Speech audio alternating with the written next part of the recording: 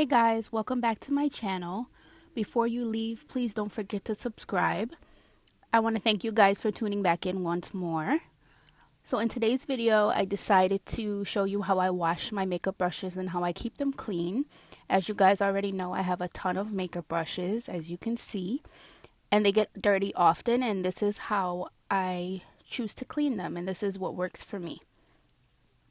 So I used the Brush Cleansing Palette by Real Techniques paired with the Pure Castile soap by Dr. Bronner's in the scent Hemp Almond, and it's my favorite scent that they have besides the lavender one. I love this soap because this soap, you can literally use it on anything. You can wash your hair, you can clean with it. I personally like it to wash my brushes, and I sometimes use it to wash my face as well if I want a deep cleaning. And I feel like this is the only soap that gets my brushes very clean and doesn't leave back any residue, and it has an amazing scent that is not overpowering, and it leaves my brushes very soft. So this is what works for me.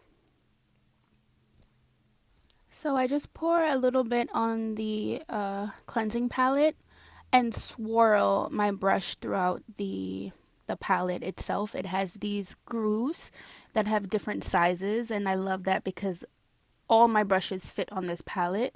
I know Sigma has something similar where it actually fits in the sink, but I prefer this. It's small, it doesn't take up too much space, and all my brushes are able to be cleaned with it. So I love this thing. Like, you can't go wrong with it.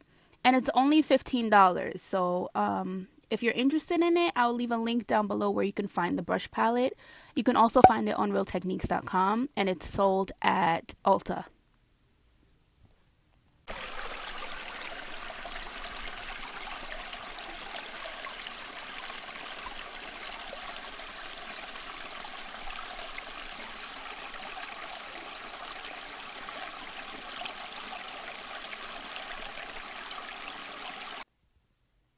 So you just want to make sure that your brush is thoroughly cleaned, and I like to swirl my brush under the water at this point just to make sure that I'm not seeing any more makeup come out or any more soap, and that way I know that everything is completely out, and I just squeeze the brush. And just a quick tip for everyone, just make sure that you're always facing your brushes down after you've wet your brush, never up, because once water goes into the base of the barrel where the hairs are being held together by the glue, that's what kind of messes up your brush. So you want to make sure that water doesn't go down there. And I just like to place it on a regular towel, flat down to air dry, and that's basically it. So I'm gonna fast forward this a little bit because if I don't, this is gonna be an extremely long video. So let's just speed it up a bit.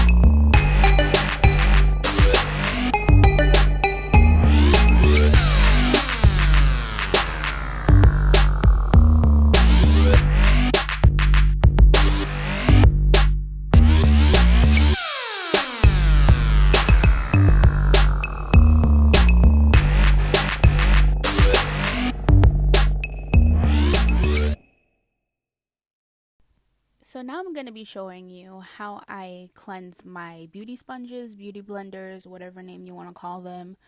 They can tend to get very dirty between foundation, powder, and everything else we use them for. This is how I normally like to clean my brushes. If I have a stain that is being very stubborn, I just gently rub it against the brush cleansing palette. It looks like I'm rubbing very hard, but I'm not. To me, this just helps, move around the soap and the makeup and help it come out easier. And then when I got the stubborn spot out, I usually just work the rest of the soap throughout the sponge. And that's how I'm able to get out all the excess makeup and oil and all that good stuff. So that's basically how I do it. I have to be honest, the Real Technique sponges are a bit harder to clean and get the makeup out of because they are a little bit more stiff than the regular beauty blender. The beauty blender is so much easier to cleanse. All you have to do is just put a little bit of soap like I'm doing here and barely rubbing it, and everything comes out of the beauty blender. So I really enjoy cleaning the beauty blender, but not so much the Real Technique sponges. So that is it, guys. This is how my brushes look after I have fully cleaned them and laid them down flat to dry. Thank you so much for tuning back in. I hope you guys enjoyed this video. I didn't want the video to be too long and drawn out, so I apologize if you feel it is that way. But until next time, peace, love, unity, guys, and I'll see you in my next one. Mwah. So the next brush that I got in my package was the M401, and it is a pointed powdered brush.